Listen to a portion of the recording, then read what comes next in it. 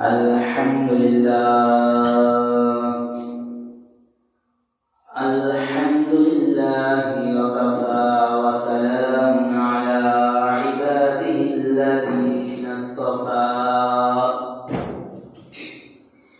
أما بعد فأعوذ بالله من الشيطان الرجيم بسم الله الرحمن الرحيم وقضى ربك ألا تعبدوا إلا إياه وبالوالدين إحسانا واخفض لهما جناح الذل من الرحمة وقل رب ارحمهما كما ربياني صغيرا وقال رسول الله صلى الله عليه وسلم كفى بالمرء كذبا أن يحدث بكل ما سمع أو كما قال عليه الصلاة والسلام إن الله ملائكته يصلون على النبي يا أيها الذين آمنوا صلوا عليه وسلموا تسليما اللهم صل على محمد وعلى آل محمد كما صليت على إبراهيم وعلى آل إبراهيم إنك حميد مجيد اللهم بارك على محمد وعلى آل محمد كما باركت على إبراهيم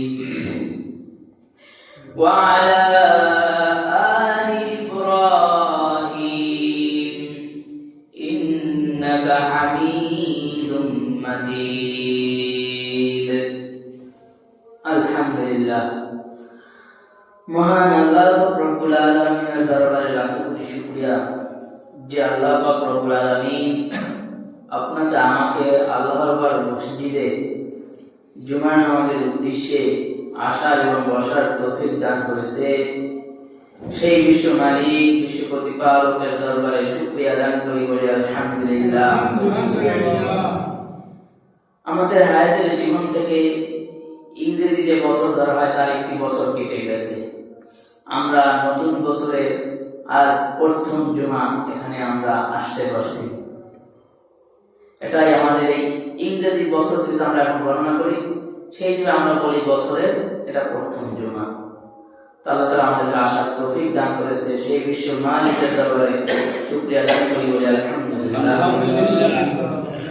মুহতারাম হাজিরিন, আমরা আমাদের ব্যবহারিক যত জিনিসপত্র আছে এক একটা জিনিসের বৈশিষ্ট্য এক একটা জিনিসের ফজিলত জেনে তারপরে আমরা সেই জিনিসটা ক্রয় করি। যেমন আমাদের ব্যবহারিক এই যেমন আমি মাইকে কথা বলতেছি, মাইকটা যখন কিনতে গেছে আগে মাইকের ফজিলত মানে যেটা বৈশিষ্ট্য কি, এটার সাউন্ড কিরকম হবে এটা আমরা জানছি। যেটার বৈশিষ্ট্য ভালো হলে তারপর আমরা ক্রয় করছি। তারপর আমরা মোবাইল ফোন ব্যবহার করি, আমরা গিয়ে মোবাইলটা কিনি না, আগে মোবাইলের বৈশিষ্ট্যটা আমরা জানি যে মোবাইলের কি কি বৈশিষ্ট্য আছে, এই মোবাইল কিরকম আমাকে সাপোর্ট দিবে এটা আমরা জানি। তারপরে আমাদের ভালো লাগলে বৈশিষ্ট্য, তারপরে আমরা সেটা ক্রয় করব। তারপরে এখন আরো যুগ যেহেতু আপডেট হয়েছে, যেমন বলা হয় রাইস কুকার বের হয়েছে, আয়রন বের হয়েছে, আগে ওটার বৈশিষ্ট্য জানি, যেটা কয়দিন টেকসই হবে, এটা কি রকমের সাপোর্ট দিবে, এটা কত মিনিটে রান্না শেষ করবে, এই আয়রনটা কি রকমের গরম হবে, এটা আমরা জানি আগে। এই যে আমাদের ব্যবহারিক জিনিসের ক্ষেত্রে আমরা যেভাবে বৈশিষ্ট্য জানি এবং প্রত্যেকটা আমরা যে জিনিসগুলো ব্যবহার করি, প্রত্যেকটা জিনিসের বৈশিষ্ট্য কি থাকা দরকার আছে। যেই জিনিসের বৈশিষ্ট্য নাই সেই জিনিসটা আমরা কিনবো না।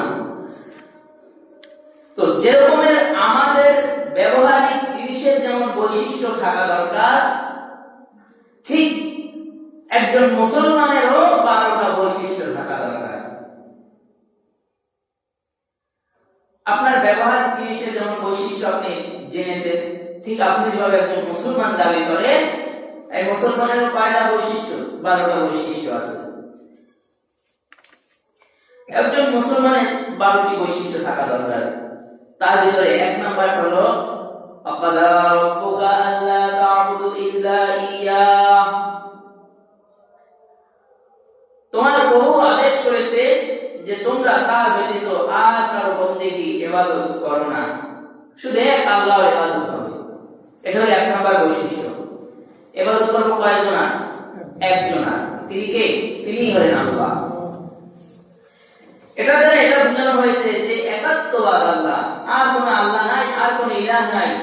ইবাদত করব শুধু আল্লাহর জন্যই, নামাজ পড়ব একমাত্র আল্লাহর জন্যই, রোজা রাখবো একমাত্র আল্লাহর জন্যই, দান সদকা করব একমাত্র আল্লাহর জন্যই, কুরবানি করব একমাত্র আল্লাহর জন্যই, হজ করব একমাত্র আল্লাহর জন্যই, জিহাদ করব একমাত্র আল্লাহর জন্যই, কোরআন তেলাওয়াত করব একমাত্র আল্লাহর জন্যই, জিকির আজকার করব একমাত্র আল্লাহর জন্যই। সবকিছু হবে একমাত্র আল্লাহর জন্য, আর কারোর জন্য না। রাত্রিবেলা তাহাজ্জুদ করছে, সকালবেলা ওইটা বলে রাত্রে 1 ঘন্টা দাঁড়ায় তাহাজ্জুদ করেছি, শুনাইতেছে তাহাজ্জুদ করা।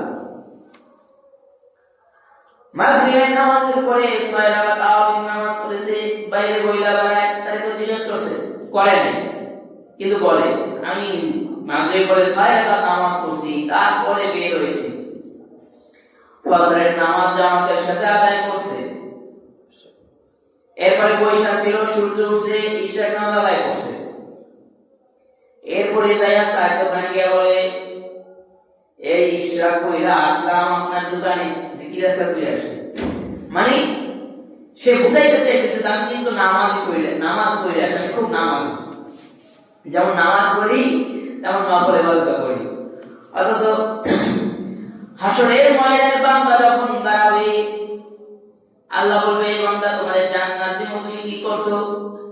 বলবে আল্লাহ ওই যে ইশরাক করছিলাম, ওই যে নফল রোজা রাখছিলাম, বরাতের রোজা রাখছিলাম, এই ইবাদত করেছিলাম।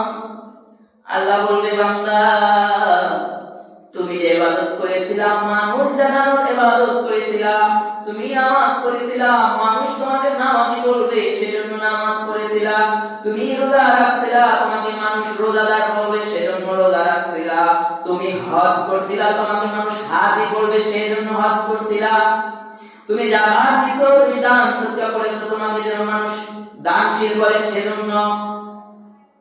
বান্দা তোমাকে দুনিয়াতে মানুষ দানশীল বলেছে, তোমাকে মানুষ দুনিয়াতে রোজাদার বলেছে, তোমাকে মানুষ দুনিয়াতে নামাজি বলেছে, তোমাকে মানুষ দুনিয়াতে মুত্তাকি পরহেজগার বলেছে। ও বান্দা এবার চলে যাও, জাহান্নামের রাস্তা খোলা আছে, যাও।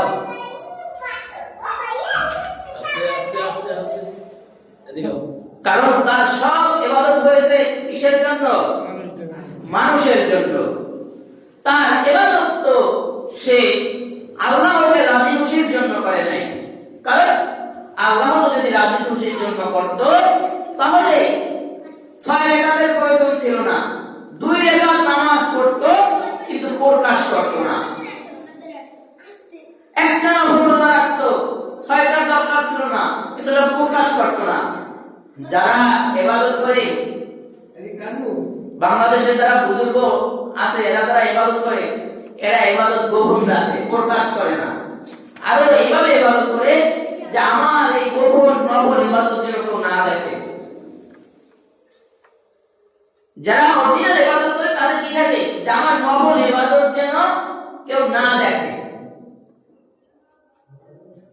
যেটা প্রকাশ্যে যেমন 5 ওয়াক্ত নামাজ পড়তে হবে এটা তো প্রকাশ্যেই করতে হবে, এখানে প্রকাশ্যেই করতে হবে, এখানে গোপনের কিছু নাই। কারণ বলা হয়েছে এই ফজরের নামাজে যাও,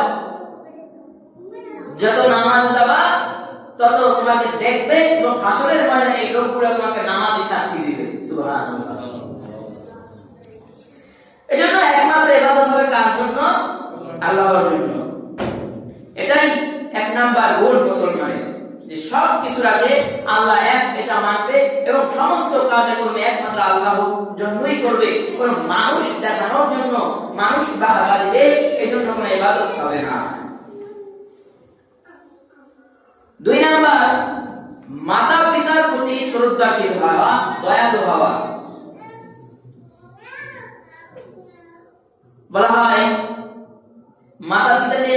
মাতা পিতা যেমন শিশু সময় অসল ছিলাম, ওদেরকে একটু 2 সাইড করে দেন।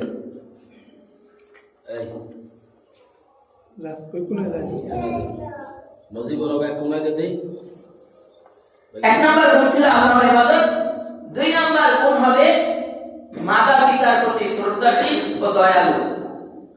আপনি ছোট ছিলেন, আমি ছোট ছিলাম, অসল ছিলাম, এত অসল ছিলাম বলতে পারি নাই, পানি খাবো বলতে পারি নাই, দুধ খাবো বলতে পারি নাই, প্রসাবটাও বিছানায় করে দিছি। মা বাবা সেই শীতের রাতে আপনার আমার কাপড় পাল্টায় দিছে, সন্তানের ঠান্ডা লাগবে। ঠিক তোমাকে যেভাবে মা বাবা শিশুর সময় দয়া করেছে, মা বাবাকেও সেইভাবে দয়া করো এবং তারা যদি মারা যায় তাদের জন্য করো। আকুর রাব্বিরহামহুমা কামা রাব্বায়ানি সগীরা। আরবি বাংলা বাংলা আল্লাহ তারা আমাদের যেভাবে লালন পালন করেছে আপনিও কিন্তু তাদের ওভাবে ভালো রাখেন। বলা হয় আপনি যখন বয়সে এসে গেছেন, যদি এমন হয় বাপ পান নাই মা পাইছে, মা পান নাই বাবা পাইছে, মানে আপনার যখন বয়স এসে গেছে তখন এমন অবস্থায় যদি হয় যে দুজনে একজন পাইছেন অথবা দুজনই পেয়েছে, তাহলে তাদের সাথে এমন আচরণ করবে তারা যেন আপনার কোনো আচরণ দ্বারা কষ্ট পেয়ে কোন শব্দ উচ্চারণ না করে, তারা যেন কি কোন শব্দটাও উচ্চারণ না করে, এভাবে তাদের খিদমত করতে বলা হয়েছে। আর এটা হলো গিয়া আপনার ইসলামের প্রথম আল্লাহর ইবাদত। তারপরে দ্বিতীয় নাম্বার গুণটাই মুসলমানের এইটা যে পিতামাতার প্রতি দয়ালু থাকতে হবে। যদি আমরা সন্তানরা পিতামাতার প্রতি দয়ালু থাকতাম, আমরা আমাদের মা বাবাদেরকে ভালোবাসতাম, তাহলে আর রাস্তার মোড়ে মোড়ে আনাচে কানাচে বৃদ্ধাশ্রম তৈরি হতো না। টাকা দিয়ে হজ করে,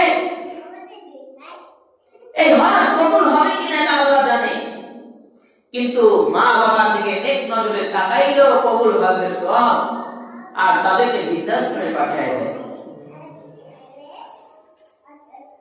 এখন আর মা বাবার প্রতি মায়া নাই, মহব্বত নাই, অথচ বলা হয় তাদের সাথে আদব কায়দা সব দিক মিলিয়ে তাদের দ্বারা তারা যেন উহ শব্দটাও ব্যবহার না করে বা তার মুখে না আসে। আপনিও তাদের দ্বারা একটু কষ্ট হয়েছে, বাবা অসুস্থ হয়ে পড়েছে, মা অসুস্থ হয়ে পড়েছে, বিছানায় বাথরুম করে গেছে, এটা পরিষ্কার করতে করতে আপনার মনে যদি এরকম না আসে আহারে কি কষ্ট হইতেছে, এটাও বলা যাবে না। মাতা পিতার প্রতিও কি শ্রদ্ধাশীল ও দয়ালু হতে হবে, এটা মুসলমানের দ্বিতীয় গুরুত্বপূর্ণ অঙ্গীকার। তাদের শ্রদ্ধা এবং মানে তাদের যে সামাজিক হিসাবে যে দায়িত্ব তাদের প্রতি আছে সেটাও পালন করতে হবে। এরপরে 3 নাম্বার গুণ, প্রথম কাছে আল্লাহর ইবাদত, 2 নাম্বার কাছে পিতামাতার প্রতি দয়ালু, তিন নাম্বার, আত্মীয় স্বজনকে তাদের প্রাপ্য দাও, আর অভাবী মুসাফিরকেও তাদের প্রাপ্য দাও। আত্মীয় স্বজন আছে, ভাই ভাইয়ের জমি ঠকায় খায়, ভাই কিভাবে বোনকে ঠকাবে এই চিন্তা থাকে। অথচ কোরআন বলে তাদের প্রাপ্য তাদেরকে দাও। আত্মীয় এক ভাই আর এক ভাইয়ের ছায়া দেখতে পারে না। কি কারণে? সম্পদের কারণে। কি কারণে? টাকা পয়সার কারণে। এনার টাকা আছে, এনার টাকা নাই, ইনি সম্পদশালী, আমি সম্পদশালী না, লেভেল যায় আমার সাথে। দূরে রাখতে তো পরের কথা, আপন ভাই আপনাকে দেখতে পারে না, হয় না এরকম? কেন দেখতে পারে না? সে একটু ধনী হয়ে গেছে, তার একটু টাকা বেশি আছে, এখন সে তার সাথে হাঁটবে, এটা তো মানায় না। এই জন্য আত্মীয় দেখতে পারে না। অথচ বলে কোরআন বলে কি, যে আত্মীয় স্বজনের তাদের যে প্রাপ্য, সে যেটা প্রাপ্য পাবে। এখানে তো সম্পদের কথাই বোঝানো হয়েছে, বা আরো বিভিন্ন ভাবে আপনার কাছ থেকে সম্মানের হোক, যেভাবে হোক, যে কোনো কারণে হোক, যেটা সে প্রাপ্য সেটা তাকে দিতে হবে। মনে রাখা দরকার, এই পৃথিবীতে আমরা পরস্পর সম্পর্কিত।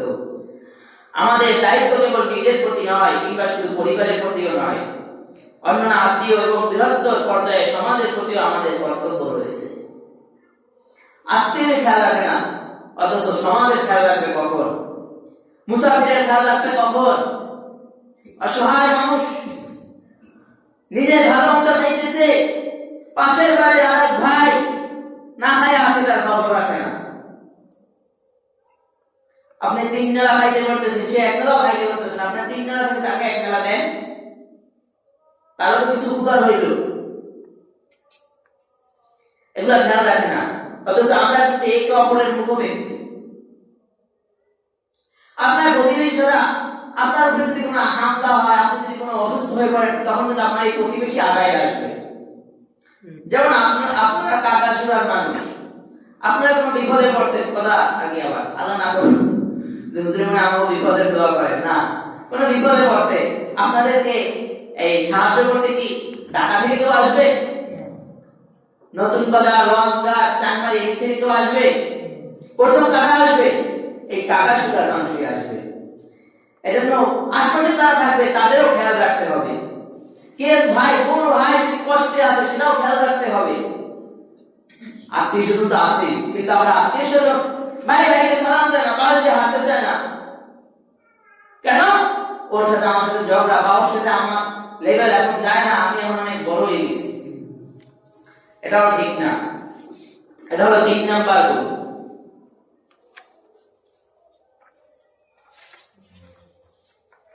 এরপরে 4 নাম্বার, অর্থের ব্যাপারে সতর্কতা ও সম্পদের অপচয় না করা। মানে কোন পথে সম্পদ আয় করতেছেন এবং কোন পথে ব্যয় করতেছেন, এটা হিসাব কি করতে হবে? আল্লাহর কাছে দিতে হবে। আপনি মানে কি বলে, এখন কি যেন বের হয়েছে না, জুয়া। আপনি জুয়া খেলে ইনকাম করছেন, এটা হিসাবও দিতে হবে। আবার আপনি জুয়া না খেলেন, চুরি না করেন, আপনি হালাল উপায়ে ইনকাম করেছেন, আপনি পরিশ্রম করে ইনকাম করেছেন, সেই জন্য এটা নয় যে আমি অন্য পথে ব্যয় করব, জেনাবে বিচারে ব্যয় করব, এটাও করা যাবে না। কারণ এই ইনকামটা কোথায় আপনি কাজে লাগাবেন, এটা হিসাবও দিতে হবে। বলা হয় অতিরিক্ত কৃপণ হওয়া ভালো না। আবার আমরা তো কৃপণ ভালোর বেলায় একজনের কি বলে চা খাওয়াইছে, নাস্তা খাওয়াইছে, কিছু লোক দেখবেন এরকম আছে, পকেটে টাকা না থাকলে সেটা ভিন্ন জিনিস, এখন পকেটে টাকা নাই, একসাথে গেছে, অনেকদিন পর দেখা হয়েছে, এখন কি হচ্ছে, একসাথে নাস্তা করছে, পকেটে টাকা আছে। এখন লোক সবসময় মানুষের পকেটে টাকা থাকবে এমন না, কিন্তু আমি যেটা বলছি পকেটে টাকা আছে এমন অবস্থায় এবার কি, আরে ভাই দাঁড়ান আমি বিল দিতেছি, এর পকেটে হাত দেয়, এর মানি লোক বের হয় না, টাকাও বের হয় না, এরকম আছে না? এটা হলো কৃপণতার লক্ষণ। মানে তার কাছে সমাজ ঠিক রাখে, জানবে দাঁড়ান দাঁড়ান দাঁড়ান দাঁড়ান, আমি দিতেছি আপনি বাইরে না, দিতেছি কইতেছে যে এদের মানি ব্যাগ বের হয় না, টাকাও বের হয় না। এরকম বলে কিনা? আপনি তো রাগ করলেন না। এটাকে বলে কৃপণতা। এই কৃপণতা করা ঠিক না। আবার আরেকবার আছে, এদের সন্তানের খেয়াল নাই, সন্তানের নাস্তার খবর নাই, স্ত্রীর খাবারের খবর নাই। আগে তো ঘর ঠিক রাখতে হইবে, কিন্তু এই দিয়া বাহিরে বন্ধু বান্ধবদের সামনে ঘুরাই বেড়ায়, আছে না? এইটাকে বলা অবস্থায়। আপনার ইনকাম কমই হোক, কিন্তু আগে তো আপনার ঘরে আপনার যে আত্মীয় স্বজন আছে, পাড়া প্রতিবেশী আছে, এদের খেয়াল রাখা এখানে যায় আর উড়ায়। হ্যাঁ, আমি খাওয়াইতেছি, আমি থাকতে তোমার চিন্তা করো না, এটা অপচয়। কৃপণতা করতেও ইসলাম নিষিদ্ধ করেছে, কোরআন হাদিস কৃপণতা করতে নিষিদ্ধ করেছে, আবার অপচয় করতেও কিন্তু নিষিদ্ধ করেছে। বলা হয় যিনি অপচয় করে তিনি হলো শয়তানের ভাই। ঘরে খেয়াল রাখে না, প্রতিবেশীর খেয়াল রাখে না, অথচ বন্ধু বান্ধবের কাছে গিয়ে বড় হাসে, আমি বড়, সবসময় নাস্তার বিল কে দেয়, আমি দিই না, এটাও করা ঠিক না। আমি স্ত্রী, সন্তান, আত্মীয় স্বজন, পাড়া প্রতিবেশী, এরপরে আমি দিয়ে বাহিরে উড়ান, সমস্যা নাই। উড়ান বলতে কি, সন্তানের জন্য জমাও রাখতে হবে, এভাবে দান সদকা করতে হবে, বন্ধু বান্ধবকে খাওয়াইতে হবে, আত্মীয় স্বজন পাড়া প্রতিবেশী খাওয়াতে হবে, কিন্তু অপচয় ভাবে ব্যয় করা যাবে না। তাহলে সেটার হিসাব দিতে হবে। অর্থের ব্যাপারে কেউ কৃপণ বা অপচয় কোনটাই হওয়া উচিত নয়। অপচয় করা উচিত, আবার কৃপণ হওয়া ঠিক নয়। ভারসাম্যপূর্ণ জীবনযাপনে মুসলমান অঙ্গীকারবদ্ধ। হালাল পন্থায় উপার্জন করা চাই, আর সে অর্থ সঠিকভাবেই ব্যয় করা উচিত।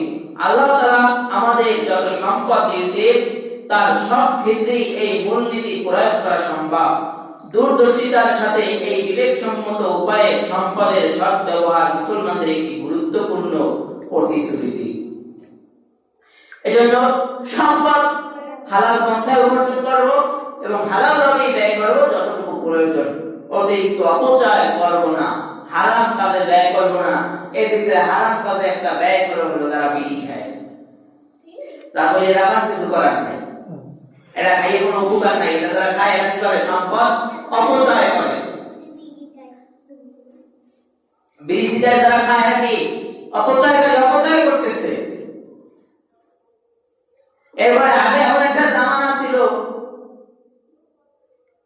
আমি যখন ঢাকা পড়ালেখা করি তখন একটা দোকানে গিয়েছিলাম, একজনের বিড়ি ধরাবে, আমি তখন ছোট ছাত্র, বলে হুজুর দূরে যান, সে কি খাবে, বিড়ি খাবে। আর এখন যতবারই হুজুরে হোক, আমিও খাইতেছি আপনিও খান, আমি এইটা টানি আপনি দোয়া খান, এখন আর কোনো এই নাই যে তার সামনে টানতে যাওয়া খেয়াল করে না। এটা ঠিক আছে। আগে তো দেখতো মাইক্রোটি আছে কিনা বা বাচ্চারা আছে কিনা, সম্মানিত ব্যক্তি আছে কিনা, এগুলা দেখে তারপরে খাইতো। এখন সন্তান বাবার সামনে টানতেছে, বাবা আমি খাই আপনার লগে খান, সম্মান ইজ্জত নাই। এই সমাজ চলতেছে এইভাবে আমাদের। এরপরে এটা হলো 4 নাম্বার গুণ। 5 নাম্বার গুণ আমাদের একজন মুসলমানদের 5 নাম্বার গুণ যেটা থাকা দরকার, সন্তানের যত্ন নেওয়া। আমরা তো এখন সন্তানের যত্ন নেই না। একটা যদি আমরা গরু ছাড়ে দিই না, ছাগল ছাড়ে দিই না, ছাড়ে দিব কি কোলায় বাইতে রাখতে আসি নাকি, খেতে বাইতে রাখতে আসি যে ঘাস খা। আমাদের আগে সন্তানের একটা টাইম রুটিন ছিল, শুধু বিকালবেলা খেলাধুলা করা, আমরা ছোটবেলায় দেখছি। কিন্তু এখন বিভিন্ন জায়গায় ইল্লা মাশাআল্লাহ কিছু আছে যত্ন নেয়, আর কিছু দেখবে, আর কিছু আছে আবার এইরকম যে খেলতেও যায় না, খেলতে যাওয়ার প্রয়োজন আছে। কিছু আছে চার দেওয়ালে বন্দি করে রাখে, ফেরাক বাসা হইয়া সন্তানের বাইরে যে হাওয়া বাতাস এটা গায়ে লাগতে দেয় না। এগুলো সবচেয়ে মাথা মোটা। বাইরের সমাজে কি হইতেছে কোনটা ভুল এটা সন্তানকে শিক্ষা দেওয়া, বাইরে নিয়ে যাওয়া, যে সন্তানকে শিখানো এই জিনিসটা কিন্তু ভুল, এই জিনিসটা সঠিক, এগুলো শিক্ষা দেওয়া। আর কিছু আটকাইয়েই রাখে, মানে এই খুব মাতা পিতার দায়িত্ব পালন করতেছে, এগুলো ঠিক না। সন্তানের যত্ন নেওয়া, আসলে অনেক জায়গায় দেখবেন অনেক মা আছে, অনেক বাবা আছে, এরা সন্তানের জন্য কান্নাকাটি করে কিন্তু সন্তান আসে না। অথচ আমরা আমাদের সন্তান এভাবে লালন পালন করি, যেভাবে গরুর ফজরের পরে গরু ছাইরা দিয়েছে, কোলায় গরু বেঁধে দিয়ে আসে, ছাগল বেঁধে দিয়ে আসে, সকাল হয়েছে সন্তান ছেড়ে দিয়েছে, সন্তান মার্বেল খেলতেছে, সন্তান বাজি খেলতেছে, আজকে বাজি খেলবে, আজকে 2 টাকার বাজি খেলবে, কালকে 5 টাকার বাজি খেলবে, পরের দিন 10 টাকার বাজি খেলবে, এরপরে 100 টাকার বাজি খেলবে, এরপরে 1000 টাকার জুয়া লাগাবে, এরপরে বড় অঙ্কের জুয়া লাগাইয়া আপনার সম্পদ সব দুলিশাত করে নেবে। এইজন্য ওই গরু ছাগলের মতো সন্তানকে ছেড়ে না দিয়া সন্তানের প্রতি যত্ন নেওয়া। আর কিছু আছে কোরআন বলে, কোরআনে আয়াত বলতেছে তোমরা সন্তানদেরকে হত্যা করো না, দরিদ্রতার ভয়, রিজিকের মালিককে। এখন বিয়ে করতে বলে আগে নিজের পায়ে খাড়া, আরে ভাই একে এতদিন আপনার পায়ে খাড়া ছিল নাকি, এটা পায়ে খাড়া ছিল। আসলে রিজিকের মালিক যে আল্লাহ, এটা আমাদের বিশ্বাস নাই, তাওয়াক্কুল নাই। এরপরে সন্তান হত্যা করে, বলে 2টা নাও 3টা নাও, এত সিরিও না, মনে হয় সন্তান নেওয়ার মালিকে। আমি যখন বিবাহ করেছি আমার বন্ধু বলে সন্তান নিবি কবে, আরো পরে নিস। আমি বলি তুই একটা সন্তান বানাইয়ে দেখা। আরে মানে মানুষের পিছনে সবার সবই সন্তান হয়। যে মা যে বাবা সন্তানের জন্য কাঁদতেছে, সন্তান পায় না, এরা কি সহবাস করে নাই? এদের সন্তান কোথায়? আবার যারা ওষুধ খায়, বড়ি খায়, বিভিন্ন উপায়ে সন্তানকে হত্যা করে, ওষুধ খাইয়ে দিকে এরপরে সন্তান হলে কেন? কারণ যে আশা সে আসবেই, এটা ফিরানোর মতো কেউ নাই। মুসাকে ফিরানোর জন্য তো ফেরাউন বহু চেষ্টা করছে, মুসা ফিরাইতে পারছে? ইব্রাহিমকে ফিরানোর জন্য নমরুদ উপায় খোঁজে নাই, চেষ্টা করে নাই, বাচ্চাদেরকে হত্যা করে নাই, কিন্তু ইব্রাহিমের আশা কি ফিরছে? ইব্রাহিম আসছে, কত বাচ্চা হত্যা করলো নমরুদ। এই ফেরাউনটাই নমরুদ এই আইন জারি করে দিল যে স্বামী স্ত্রী একসাথে শুইতে পারবে না। কিন্তু কি তার খুব কাছের লোক আসগর দিয়ে ইব্রাহিম ঠিকই এসে গেছে। তো আল্লাহ যাকে দুনিয়ায় আনা, সে অবশ্যই আসবে, সেটা যেভাবে হোক ফিরানোর কোন শক্তি কারো নাই। যারা দরিদ্রতার ভয়ে, যে এখন একটা সন্তান আসছে, 2টা সন্তান হয়েছে, 3টা সন্তান হয়েছে, অথবা আমি নতুন বিবাহ করেছি, আমার ইনকাম কম, আমার অর্থ উপার্জন কম, এই সন্তান দুনিয়ায় আসলে আমি কি খাওয়াবো? সন্তান দুনিয়ায় আসলে আমি কি খাওয়াবো? এই চিন্তার কারণে সন্তানকে হত্যা করো না, সন্তানকে কি করো না? হত্যা করো না, দরিদ্রতার ভয়। কারণ প্রত্যেকটা মানুষের রিজিক লেখা হয়ে গেছে দুনিয়া সৃষ্টির 50,000 বছর আগে। তো এর রিজিকের মালিক আপনি না, আপনার মাধ্যমে এর রিজিক আসে। তোমরা তোমাদের সন্তানকে হত্যা করো না দরিদ্রতার ভয়ে, কারণ আমরা তাদের এবং তোমাদের, আমি জীবন দান করি, আমি রিজিক দান করি, এবং তাদেরকে হত্যা করা কিন্তু একটা মহাপাপ। এখন বর্তমানে যে কৌশলগুলো আসলো সেগুলো আমরা ব্যবহার করি, এটা হলো আমরা গুনাহের মধ্যে লিপ্ত আছি। এবং মাতা পিতার অধিকার স্বীকৃতি দিচ্ছে, অথচ সন্তানের অধিকার স্বীকার করে নেওয়া উচিত। আমাদের সন্তানের ভবিষ্যৎ আমাদের অবশ্যই লক্ষ্য রাখতে হবে। যদি আমরা সন্তানদের স্বাস্থ্যবান, বুদ্ধিমান এবং নৈতিক দায়িত্ব সচেতন হিসেবে গড়ে তুলতে পারি, তাদের নিরাপদ সুস্থ পরিবেশ লালন করার ব্যাপারে আমাদের অঙ্গীকার থাকা দরকার। তারা কোন জায়গায় আছে, কি করতেছে, এগুলোও খেয়াল রাখা দরকার। তাদের মন মানসিকতাও ঠিক রাখতে হবে। সন্তান কাঁদতেছে, এটা দিয়া খুব হাসা, মানে সন্তানদের যে একটা মন মানসিকতা আছে না, ওই যে বললাম 4 দেওয়ালে 1 রাখে, ওরকম রাখতে রাখতে কি হয়, এক প্রকার বলদ হয়। ওরকম আটকে রাখা ঠিক না। কিছু মা বাবা আছে এত ভালো মানে এত ভালো হইতে চায় যে সারাদিন খালি বই দিয়ে গায় পড় পড় পড়, সকাল নাই বিকাল নাই রাত নাই খালি গায় পড়, প্রশ্নটা পড়, এতে ওর মেধার বিকাশ করবে না। ওকে বিভিন্ন সময় বিভিন্ন জায়গায় ঘুরতে নিয়ে যেতে হবে, ওকে বিভিন্ন সময় বিভিন্ন ভাবে কিছু হাতে দিতে হবে, ওকে বিভিন্ন সব জায়গায় ওকে কাজে লাগাইতে হবে শিশু সময় থেকে। তাহলে ওর মেধার বিকাশ ঘটবে, তখন ওর আউট নলেজ বের হবে। এটা ছিল 5 নাম্বার। 6 নাম্বার, ব্যভিচার, অবৈধ সম্পর্ক থেকে মুক্ত থাকা। জিনা ব্যভিচার এখন পাচ্ছেন, আল্লাহ বলে আল্লাহ তাকরাবু জিনা, জিনা ধারে কাছেও যাইও না। আমরা মনে করি সাথে নারী পুরুষ একসাথে অবৈধভাবে মেলামেশা করলেই জিনা। না, আপনি কোন নারীর দিকে হাত বাড়াইছেন, এটা হাতের জিনা। আপনি কোন নারীকে দেখার জন্য পা দিয়ে হেঁটে গেছেন, এটা পায়ের জিনা। কোন নারীকে জিনা নজরে দেখেছেন, এটা চোখের জিনা। কোন নারী আপনার সামনে নাই, কোথাও হেঁটে যান নাই, আপনি অন্তরে ভাবছেন ইস অমুক যদি ওই মেয়েটা যদি এখন পাইতাম, এটা হলো অন্তরের জিনা। এগুলার হিসাব দিতে হবে। আর আল্লাহ রাসূল বলে গিয়েছিল এমন একটা সময় আসবে যখন বিবাহ কঠিন হবে কিন্তু জিনার রাস্তা সহজ হবে, যেটা বাস্তব প্রমাণ। বলে পতিতালয় জায়েজ করে দেয়, আবার এটা নিয়ে সাহাবাকে নারীরা আন্দোলন করে। এরা কেমন নারী, আমার এটাই ভাবতে অবাক লাগে। মানে তাদের দাবি আমার দেহ আমি বেঁচে, আপনার কি তাতে? এই যে জেনার রাস্তা সহজ হয়ে গেছে, 300 টাকায় 500 টাকায় 1000 টাকায় জেনা করা যায়, অথচ সন্তান যখন হালাল ভাবে বিবাহ করতে চায় তখন তাকে বিবাহ বন্ধনে আবদ্ধ করা হয় না, তখন তার বিবাহতে বাধা দেয়। যদি বলা হয়, যদি কোন রকমের মেয়েদেরকে বাংলাদেশি আইনে, আল্লাহর আইনে না, বাংলাদেশি আইনে, বারো বিদেশ আছে কিনা আমার জানা নাই, যে মেয়েদের 18 বছর আর ছেলেদের 21 বছর, এর আগে এখন তাহলে 15 বছরের একটা মেয়ে আর 18 বছর ছেলের সাথে যদি বিবাহ দেওয়া হয়, তখন এসে আপনাকে উপরের মহল থেকে বাধা দিবে যে নাবালক শিশু বিবাহ দিচ্ছে। অথচ এদের থিওরি কি জানেন? বলবে এই বয়সে বিবাহ করলে পরবর্তীতে বাচ্চা হলে এমনি মারা যাবে। আচ্ছা, এই মেয়ে যদি বাচ্চা জন্ম দিতে গিয়ে মারা যায়, তাহলে আমার প্রশ্নের জবাব দেন, 35 বছরের নারী সিজার করতে গিয়ে মারা গেল কেন? 40 বছরের মহিলা 3টা সন্তান আগে জন্ম দিয়েছে, এরপরে সন্তান জন্ম দিতে গিয়ে মারা গেল কেন? কে কখন মারা যাবে এটা আল্লাহর হাতে। এটা সন্তান জন্ম দেওয়ার এখানে কোনো কথাই আসে না, প্রশ্নই আসে না। এটা হয়তো ফালতু প্রশ্ন একটা। 200 টাকায় 300 টাকায় কিনা চলছে, ওখানে কোনো বাধা নাই, কারণ ওখান থেকে ট্যাক্স পায়।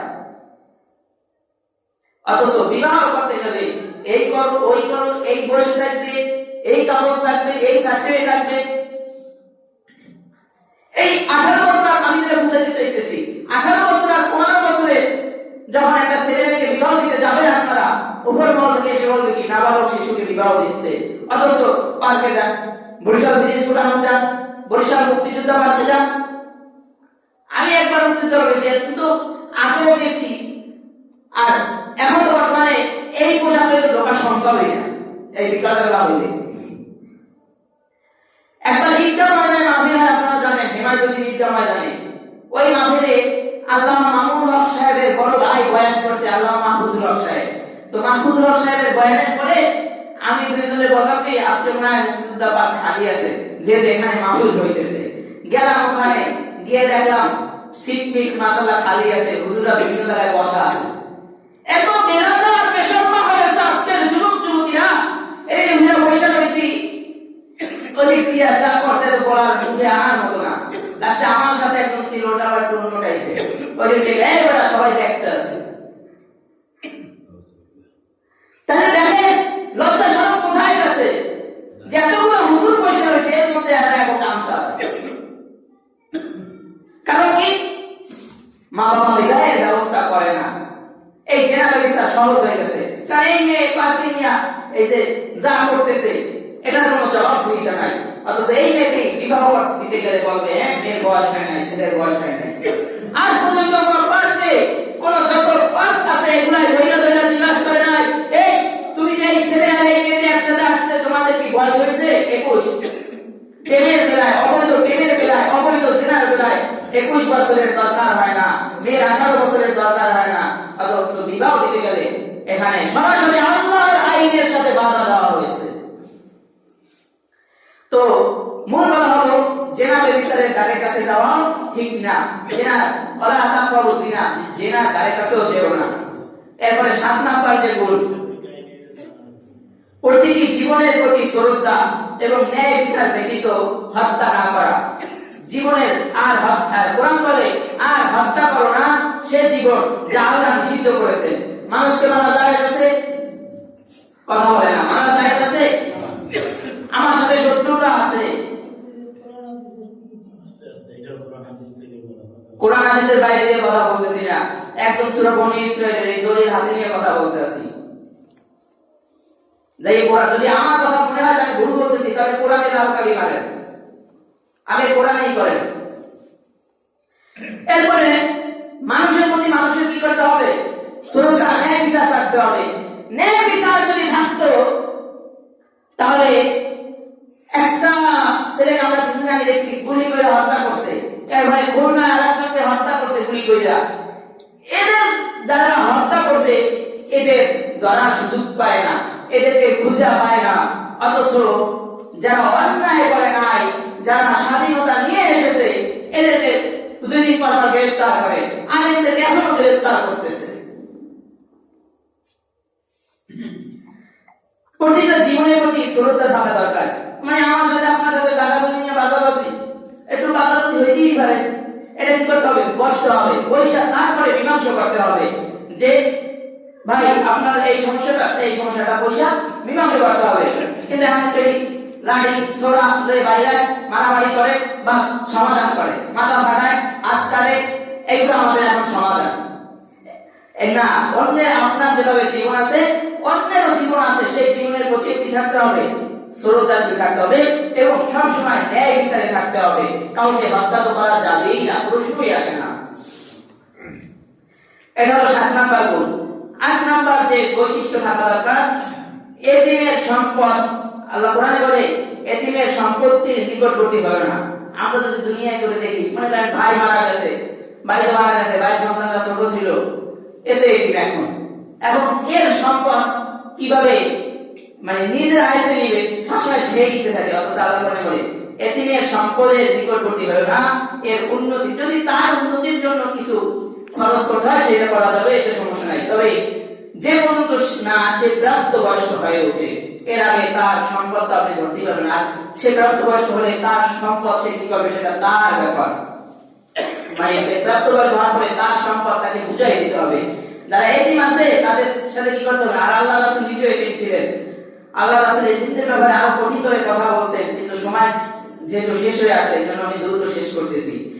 এতিমের যারা সহজেই বিপন্ন হয়ে পড়তে পারে তাদের সবার যত্ন নেওয়া জরুরি। তাদের অধিকারগুলো স্বীকার করে নিতে হবে এবং সব ধরনের ক্ষতির হাত থেকে তাদের রক্ষা করতে হবে। তরুণ, গরিব, দুর্বল, প্রতিবন্ধীদের যত্ন নেওয়ার জন্য যে কোনো মুসলমানের গভীরভাবে অঙ্গীকারবদ্ধ। দয়া ও করুণা একজন মুসলমানের মৌলিক অঙ্গীকার, সব মানুষ এবং পশুর অন্তর্ভুক্ত। 9 নাম্বার, অঙ্গীকার ও প্রতিশ্রুতি পূরণ করা। এই জন্য অঙ্গীকার প্রতিশ্রুতি আর অঙ্গীকার পূরণ করা, নিশ্চয়ই অঙ্গীকার সম্পর্কে জিজ্ঞাসা করা হবে। যেমন আমি একজন কথা বলছি, তুমি এই জিনিসটা পারলে তোমাকে এই জিনিসটা দিব। এখন তুমি জিনিসটা করতে পারছে, তার সন্তানকে আমরা প্রতিশ্রুতি দেই বেশি, এইবার যদি পরীক্ষায় ভালো রেজাল্ট করো তাহলে এটা দিব। সন্তান যখন ভালো রেজাল্ট করছে বাপের কিছু ফিরে চায় না, মানে ওদের কইছিলাম এমনি, কিন্তু না এই কথা করছে এটাও দিতে হবে। আবার কিছু আছে অদার পূরণটা রাখতে ভাই ভাই মানে এই সময় আমার 5,000 টাকা দেন, আমার অনেক টাকা দরকার, মানে হিসাব পাতে পাও ধরে, টাকা নেওয়ার সময় করে পাও ধরে। এরপরে যখন টাকাটা তাদের দেয়, এখন ভাই আমার টাকাটা তো আপনার 2 মাস পর দেওয়ার কথা ছিল, কালে আমি টাকা দিয়ে পলাইতেছি নাকি? আসি তো, আমি তো বাংলাদেশ থেকে যাইনি, এরকম কথা বলে না। অথচ নেওয়ার সময় কত মানে বিনয় হইয়া তারপরে নিছে, কিন্তু দেওয়ার বেলায় আর খবর নাই, দিতে চায় না। এই জন্য বলা হয় ওয়াদা, চুক্তি মানব জীবনের ও মানব সভ্যতার একটি গুরুত্বপূর্ণ দিক। ওয়াদা বা অঙ্গীকার পূরণ করা না হলে মানুষ পরস্পরের প্রতি আস্থা হারিয়ে ফেলে। এই যেমন লেনদেন কি না থাকে, আস্থা হারিয়ে ফেলে না, জোরে একবার দিছে আর দিন না জীবনে, কয় না? এই জন্য মানুষ মানুষের থেকে এই জন্যই আস্থা হারিয়ে ফেলে। গোটা সমাজ দুর্বল হয়ে পড়ে। মুসলমানদের অবশ্যই নিজ নিজ অঙ্গীকার পূরণ করতে হবে। আমাদের অবশ্যই করণীয় অঙ্গীকার হবে সত্য বলা ও সৎ হওয়া। আর যখন আমরা প্রতিশ্রুতি দিব, অবশ্যই আমরা যথাসাধ্য চেষ্টা চালাবো তা পূরণের জন্য। তারপরে 10 নম্বর বৈশিষ্ট্য, ব্যবসায়িক লেনদেন সততা বজায় রাখা। মেপে দেওয়ার সময় পূর্ণ মাপ দেবে এবং ওজন সঠিকভাবে করবে, এটা উত্তম। সৎ ব্যবসায় আনে উন্নতি আর সাফল্য আর রহমত। বাণিজ্যিক, সামাজিক কিংবা রাজনৈতিক সব ধরনের কর্মকাণ্ড সুবিচার ও ন্যায় নীতির অনুভূতির সাথে সম্পন্ন করতে হবে। সব ব্যাপারে এবং সবার সাথে সদাচরণ করতে হবে। প্রত্যেক মুসলমান প্রতিশ্রুতিবদ্ধ। একজন মুসলমানের সাথে কাজ কারবার মনে পুরোপুরি আস্থা রাখা যায় তার উপর, তাই একজন মুসলিম ব্যবসায়ী সবচেয়ে সৎ ব্যবসায়ী হওয়া উচিত।